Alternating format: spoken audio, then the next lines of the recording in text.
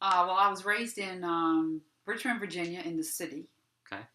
So city life is different than you have here, in Westwood. Yeah. City life, you went out on your bike in the morning and you came back late in the afternoon, and nobody really worried about where you were. Gotcha. And when the street lights came on, that was serious. You should be at home by the time the street lights came on. So I was pretty much on my, really very much on my own, and you were safe. Nobody was, there wasn't a problem. I lived in what would almost be like an apartment building. We lived in duplexes, so they were two families downstairs, which made it a duplex, and then there were two families upstairs, so that there would be in something that was a little two-bedroom apartment, because it would be the living room, and then a little hallway, and then the first bedroom, and then the bathroom would hook up into the second bedrooms, and then you went right into the kitchen, then when you went right out the back door. And like in our house, there were the two children and my mom and dad. Upstairs in that area, there were four children. They were on trundle beds. They had a bed, and then they had a trundle that came out from underneath it. A trundle is where you can, a trundle bed is a bed you roll out from underneath another one. Gotcha. So there were four children in that second bedroom. So there were a lot of people in a very small amount of space. And I thought life was great. My mother didn't drive. You could catch the bus wherever you wanted to go.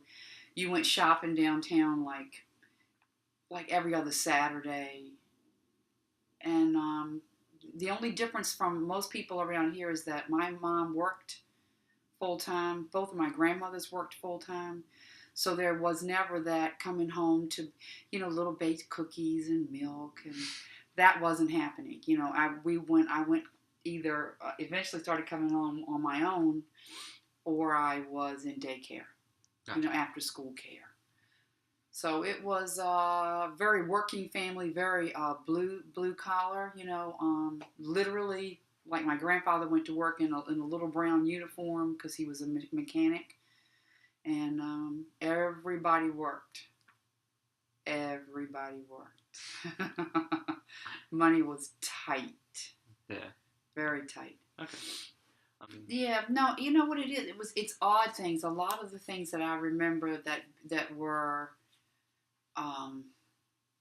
eye openers for me were that they all ended up having to affect the fact that I became a teacher.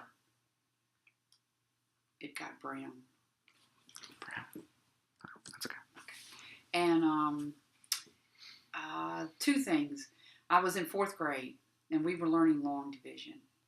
And I thought I was quite swifty nifty because I could do long division. And we're talking like 4 into 97 with a remainder. And I remember my mother always taught me, I was very, very literal.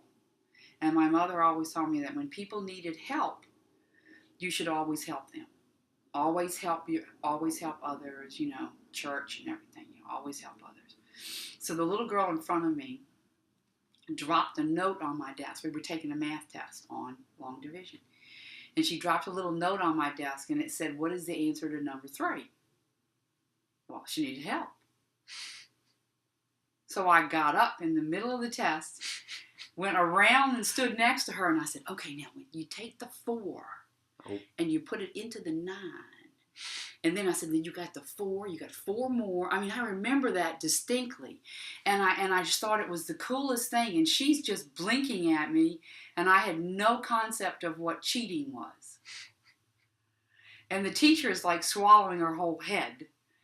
And she didn't fuss at me. She just said, "Susan, you have to sit down now." And she moved me somewhere where I was off by myself. And then she sent me home with a note from my mother. And my mother had to explain to me that I couldn't help anybody while you were taking a test. And that was very foreign to me. I did not get that. I said, "But Mama, she needed help." And she said, "But Susan, you can't help people on a test." And I remember telling my mom, "That was dumb. That's dumb. She needed the help. And when is she going to learn this if she doesn't get it?" So that was very eye-opener. I never knew cheating before that. Yeah. And, and there I had just, but of course I was very open about it. It wasn't a slick move. I just got right up and started working with her on it. So that was very life-changing because I had always believed you should just help people, and it was a wonderful thing. So that was very odd. Okay. College for me was, it was the best thing that happened to me.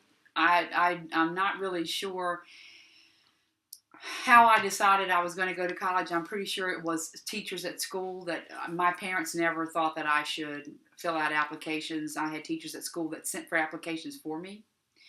And I applied to 3 different colleges. And my father told me that I could go back every semester if I could make the pay, if I had the money to go back. And it was really important for me not to be at home because I was the oldest. I was called on, very, very frequently to do a lot of things because my mother worked. Things had to get done. And it was a relief to go to college, a relief. And I worked really, really hard. I worked every weekend at home, and I had a job at school too. And I worked all summers. I would work, either 1 or 2 jobs in the summertime in order to make my money. So college for me really wasn't hey, let's get drunk. This is going to be so fun. I didn't have money for alcohol. Plus the fact I was only 18, But so college was a lot of work for me, and I didn't cut classes because I paid for those classes myself right out of my pocket. So it was serious. It was a serious experience. And then my last 2 years, I stopped going home on weekends because I picked up enough work at school not to have to go home to pick up the job I was doing there. And then I got to have some fun because I had all those extra hours at school, where I would have been at home doing things. And that was really good for me. I really needed to not be at home and not be responsible for anybody but myself. Because, yourself is full time. Yeah.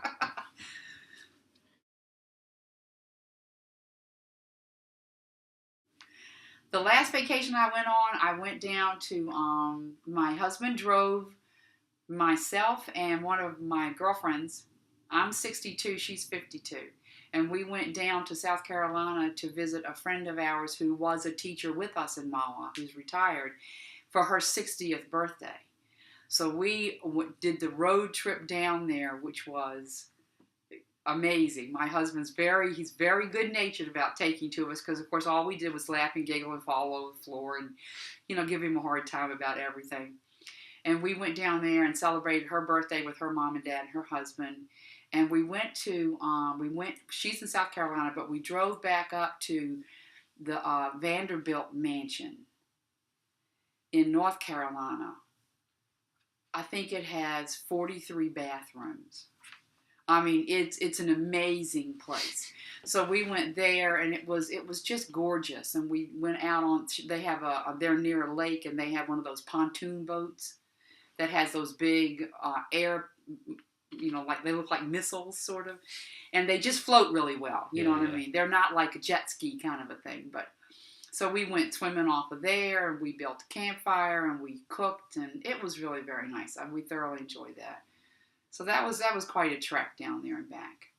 And then we stopped in Richmond on the way back and had a party with my family and this girlfriend that was traveling with us. She'd never met my family before. So that was fun. Sounds fun. That's what we did.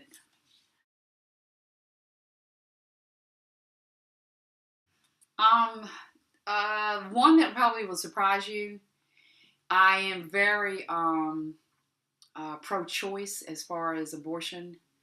I'm very pro-choice. It would not have been a choice for me, but I think that every woman should have that right to that choice. And it's very odd because a lot of the girlfriends that I had in college, that was their first experience not being at home, and a lot of them did become pregnant in their freshman year. Yeah. And I know of several that did have abortions, and I know several that did have the babies, and one that kept the baby, and 2 that put the babies up for adoption. And almost in all of the cases, the boys just disappeared from the whole picture. They were not interested in this at all. It was a different and time. I think that's what kind of made me feel like it was really the woman's choice. And my family does, oh, it went all black now.